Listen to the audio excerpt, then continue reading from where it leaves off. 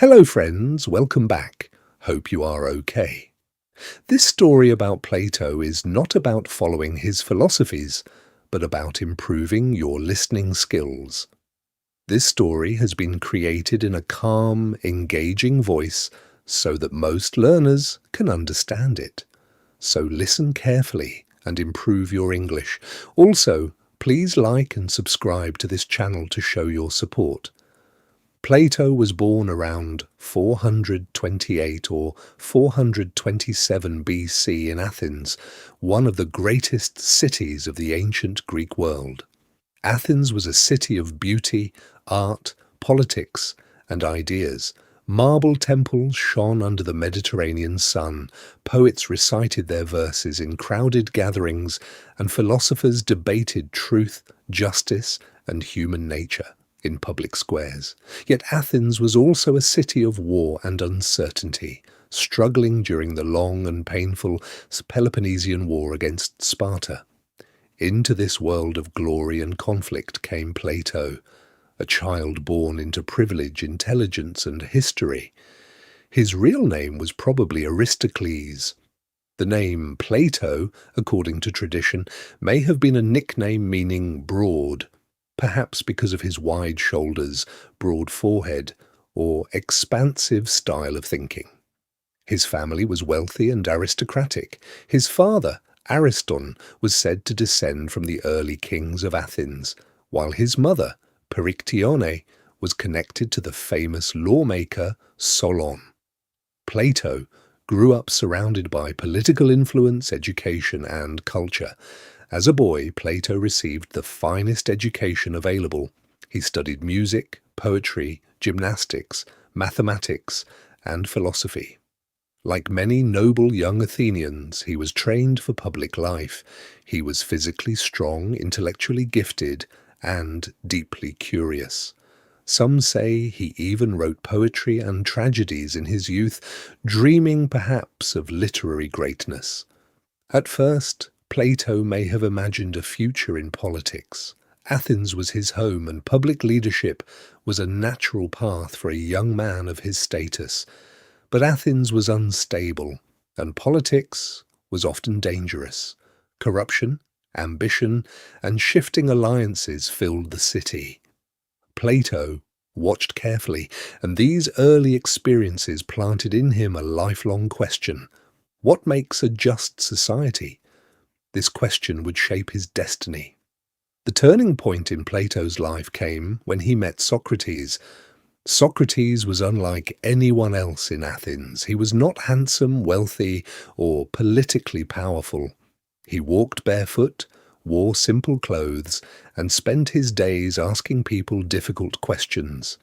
He challenged politicians, poets, craftsmen, and ordinary citizens alike. What is justice? What is virtue? What is truth? Socrates did not simply give answers, he forced others to think. For young Plato, meeting Socrates was life-changing. Plato became one of Socrates' closest students and admirers. He saw in Socrates not just intelligence, but moral courage and a relentless search for wisdom. Under Socrates' influence, Plato abandoned poetry and devoted himself to philosophy. This relationship became one of the most important intellectual partnerships in history. Plato loved Socrates deeply, not necessarily in a romantic sense, though ancient Greek relationships were often emotionally intense, but as a mentor, moral guide, and intellectual father. Socrates transformed Plato's life, yet this relationship also brought heartbreak. In 399 BC, Athens put Socrates on trial, accusing him of corrupting the youth and disrespecting the gods of the city. Plato watched as his beloved teacher defended himself with extraordinary calm and courage. Socrates could have escaped death. He could have begged for mercy. He did neither. Instead, Socrates accepted his sentence and drank poison hemlock. For Plato, this was devastating. Athens, the city of wisdom and democracy, had executed its wisest man. This event shattered Plato's faith in Athenian politics and democracy. It convinced him that society often rewarded ignorance and punished truth. After Socrates' death, Plato left Athens. He travelled widely, seeking knowledge from different cultures and thinkers. He visited Egypt, where priests preserved ancient wisdom, southern Italy, where he encountered followers of Pythagoras, and perhaps Sicily, where political experiments fascinated him. These travels expanded Plato's thinking. From Pythagorean philosophers, Plato developed a deeper appreciation for mathematics, abstract truth, and the idea that reality might be understood through eternal principles rather than temporary appearances. He began forming one of his most famous ideas, the theory of forms. Plato believed that the world people see is imperfect and changing, but beyond it exists a higher realm of perfect, eternal truths, the true form of beauty, justice, goodness, and knowledge. For example, all beautiful things are temporary, but beauty itself is eternal. This was revolutionary. Plato was not just asking how people live, he was asking what reality truly is. When Plato returned to Athens, he founded one of history's first great institutions of higher learning, the Academy. Established around 387 BC, the Academy became a center of philosophy, mathematics, science, and political thought. Students came from across the Greek world to study there. Above its spirit was the belief that wisdom required discipline, reason, and moral seriousness. Among Plato's students was a brilliant young man named Aristotle. Aristotle would later become one of history's greatest philosophers himself, though he would disagree with Plato on many important issues. Their relationship was deeply significant. Plato was the visionary idealist, believing in eternal forms and philosophical rulers. Aristotle was more practical and empirical, focusing on observation and the physical world.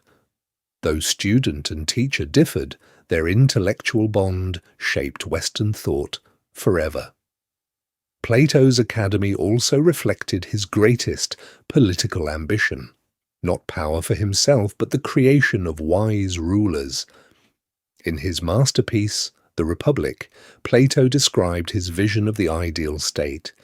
He argued that society should be ruled by philosopher kings, leaders trained not by greed or popularity but by wisdom and reason.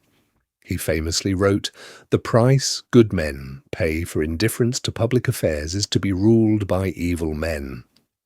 Plato believed that justice in society mirrored justice in the soul. A good person, like a good society, must balance reason, spirit, and desire. This vision was ambitious, bold, and controversial. Plato did not merely want to understand the world, he wanted to redesign it. In his personal life, Plato remains somewhat mysterious. Unlike Socrates, whose life was vividly recorded, Plato often focused more on ideas than personal details. There is little evidence that he married or had children. Many historians believe he devoted most of his life to philosophy, teaching, writing, and intellectual community. His dialogues, written as conversations, often featuring Socrates, became his literary legacy. These works include The Republic, Symposium, Phaedo, Apology, Timaeus. In Symposium, Plato explored love in one of philosophy's most beautiful discussions. He described love not merely as physical attraction, but as a longing for beauty, truth, and immortality. One of his most famous ideas, often called Platonic love today, suggests that the highest form of love is spiritual and intellectual rather than purely physical. He wrote, "At the touch of love, everyone becomes a poet." Plato's understanding of love was profound. Love could elevate the soul toward wisdom. Plato also entered political life indirectly when he travelled to Syracuse in Sicily, hoping to influence rulers there according to his philosophical principles. He wanted to turn kings into philosophers, but reality proved harsh. His attempts largely failed. Political power was stubborn, dangerous, and resistant to philosophy. At one point, Plato reportedly even faced imprisonment or enslavement before being rescued. These failures taught him an important lesson.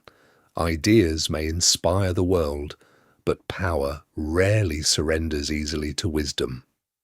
Still, Plato never stopped teaching. For decades, he guided students, wrote dialogues, and built a philosophical tradition that would survive empires. His quotes continue to echo through history.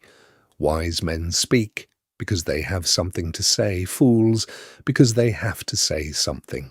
Knowledge which is acquired under compulsion obtains no hold on the mind.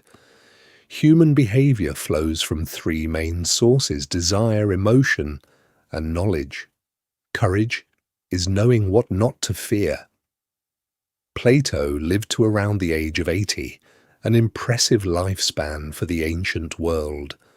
According to tradition, he died peacefully around 348 or 347 BC, perhaps while attending a wedding feast or quietly in his sleep.